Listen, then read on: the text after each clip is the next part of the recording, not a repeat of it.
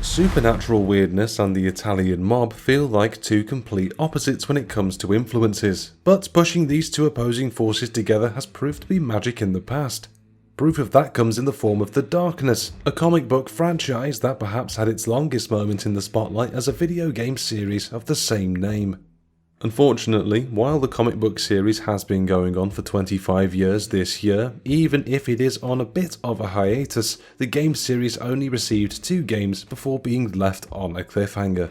Fans have been waiting for a follow-up ever since, so today, during the month of big spooks, we're asking the question, will The Darkness ever make a comeback, and will we ever get The Darkness 3 we so desperately desire?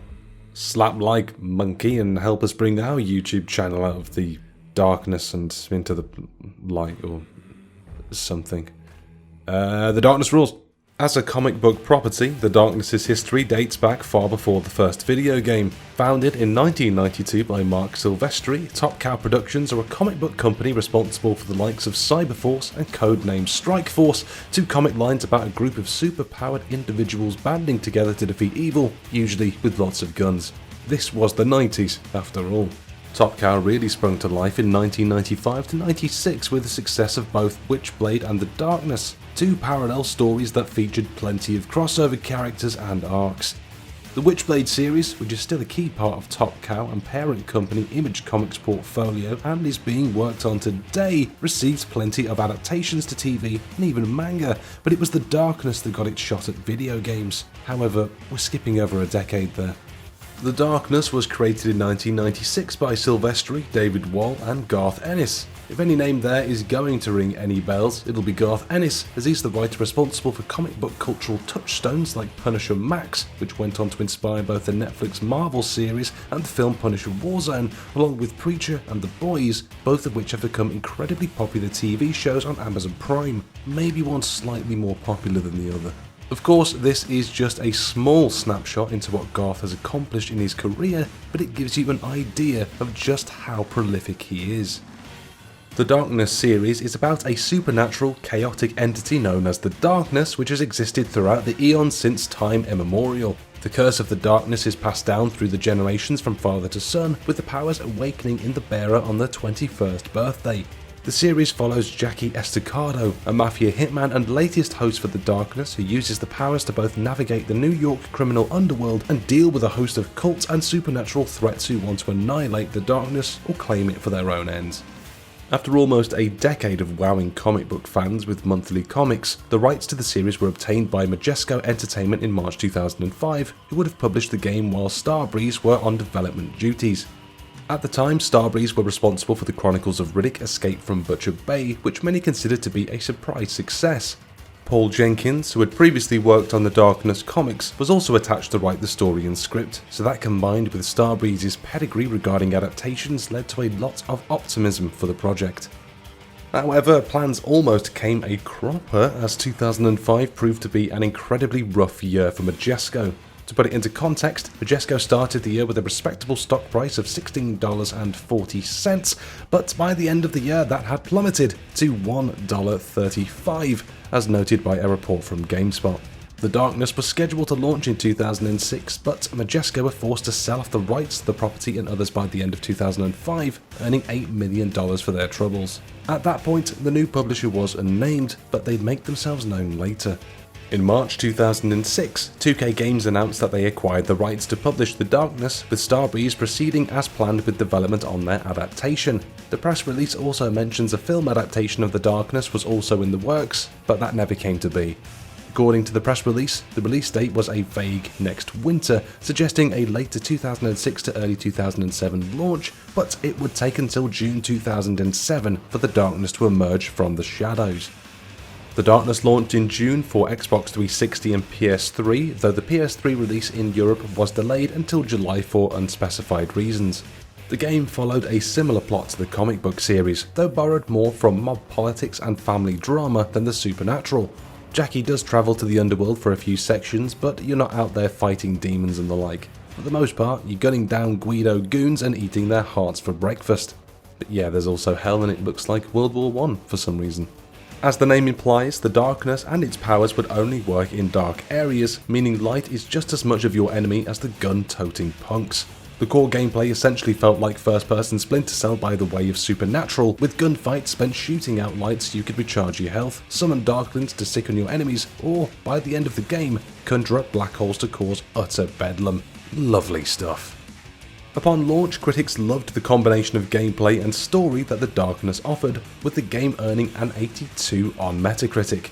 Though the graphics and certain gameplay ideas didn't work as well, the underworld levels in particular, critics felt the story and character matched up. One particular star was Mike Patton, Faith No More frontman who puts in a memorable turn as the darkness itself. The general public seemed to agree with critics too, with the darkness selling over 1 million copies worldwide. While the darkness could easily be considered a success by anyone's estimations, Starbreeze themselves weren't exactly impressed with themselves, according to former Starbreeze lead designer Jens Anderson in an interview with OneUp.com.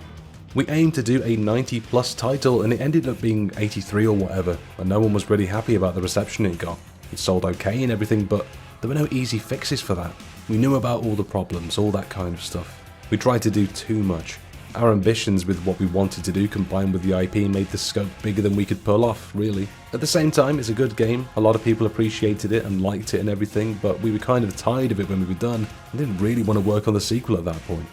If 2K wanted a sequel, they'd have to shop around. 2K shopped around. Canadian developer Digital Extremes were approached by 2K Games in order to develop The Darkness 2, with the team working on the game for 3 years. While Anderson's comment suggests that Starbreeze might not have wanted to work on a sequel if they were asked, CEO Mikhail Newmark noted the following in an interview with former magazine CVG, archived by Engadget. The decision was not up to Starbreeze, and when it was decided to do a sequel, we already started working on a new project. That new project proved to be Syndicate, which didn't exactly set the world on fire. Digital Extreme's approach to developing the sequel was to take what worked about both the previous game and the comic book franchise as a whole. From the last game, writer Paul Jenkins returned to pen the game's story, while everyone's favourite demon-voiced frontman Mike Patton returned to provide the vocals for The Darkness. As for the comic books, The Darkness 2 utilised a hard-painted graphical style that looked like it was lifted straight from the original pages. According to project director Sheldon Carter in an interview with VG247, the look was achieved via high contrast and hatching. The visual style popped and certainly looked a lot more appealing than the first game's more drab and muted style. The Darkness 1 aimed more for ultra-realistic graphics at a time when that basically meant every texture was covered in Vaseline, but The Darkness 2 gave the franchise a proper visual identity. Far from resting on the laurels of the previous game's work though, Digital Extremes would focus on improving the gameplay of The Darkness 2 with a feature that the team would dub quad wielding. Essentially, players would be able to control both of Jackie's hands and 2 of the Darkness's tendrils, using the triggers and bumpers to become an all-shooting, all-swinging, stabbing, launching instrument of death. Abilities like Black Hole also return, but they're tied into random reward drops when consuming human hearts, encouraging the players to get stuck in to reap the best rewards. The Darkness 2 would launch on PC, PS3 and Xbox 360 in February 2012, and despite the changes and improvements to the core gameplay formula and graphics, The Darkness 2 couldn't quite improve on the original's Metacritic score, earning the highest score of 80 for the Xbox 360 version. Critics would still appreciate the game's story along with the fun gameplay, though the brief campaign length, dumb AI and certain glitches meant the game did not live up to its full potential. Unfortunately, it seems like the series will never get a chance to succeed again. According to a now deleted post from the nexusnews.com, archived by an Xbox Achievements forum post, so take this with a grain of salt, Digital Extremes were planning on making some DLC for The Darkness 2, which might have at least addressed the game's cliffhanger ending, but the game underperformed, selling just 540,000 copies. That's just over half of what 2K Games were expecting from the sequel. Combine that with the incredible success of Borderlands 2 at the time, and 2K seemingly made the decision to kill the DLC off to save money. It also seems to explain why they've been gun-shy about bringing the game back. As for if we'll ever see the game come back, it's hard to say. Again, 2K doesn't seem to be willing to invest money in a franchise that's flopped before, though those NBA 2K microtransactions probably mean they have more than enough money to greenlight a project like The Darkness. It's like, what, a couple of Gatorade ads and wheel spins? Chump change. Developer-wise, Starbreeze have been in a spot of trouble for a while, but seem to be in good fortunes again after entering a publishing deal with Koch Media for Payday 3 earlier this year, so they're going to be busy for a little while. Meanwhile, Digital Extremes have had their hands full as well with the smash hit free-to-play game Warframe, so they're probably busy too. One potential developer could be Machine Games, which was founded by former Starbreeze talent who left the studio in 2009. The studio has since cut their teeth working on the well-received Wolfenstein franchise, with The New Order, The Old Blood and The New Colossus all earning heaps of praise. The less said about Youngblood, the better. However, Machine Games are owned by Bethesda, who in turn were acquired during Xbox's purchase of ZeniMax. The idea of working with a third-party publisher like 2K for a game like The Darkness seems a little too far out of reach. However, it is the franchise's 25th anniversary and no one seems to recognise that more than Top Cow Productions, who are launching a brand new series next year. It's been described as a relaunch for the series, so perhaps it will retell the story of Jackie Estacado with some new twists and turns along the way, but it's a more promising future than the series has had in a while. The series was set to launch in 2019, but was delayed indefinitely. Returning to the game adaptation of the series in celebration of the comic book's anniversary would be cool, but I'm not sure what would be the best way to make that happen. A new entry that addresses the second game's cliffhanger is the pipe dream option. Ideal, but never happening. A remake or remaster of the first two games, particularly a PC release of the first game, feels like a solid pick, but seems at odds with Top Cow's desire to completely relaunch the property. Why tie a remaster into a celebration of a series' new beginning? On top of that, a remaster wouldn't guarantee a follow-up game, meaning that cliffhanger still wouldn't receive a resolution.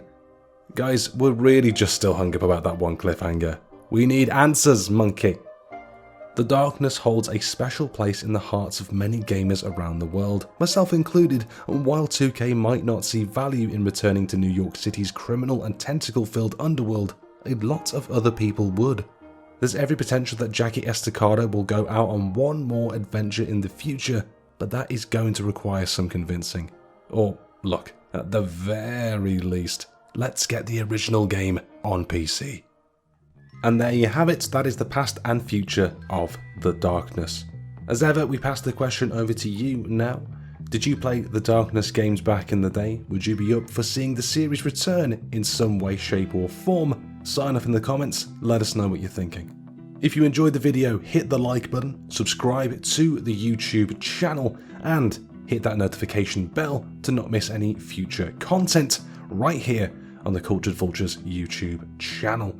Check out the social medias on screen right now as well, and also have a little peek at the website culturedvultures.com for even more content, boy. Between all of that, hopefully we'll catch you in the next one, but until then, caw-caw.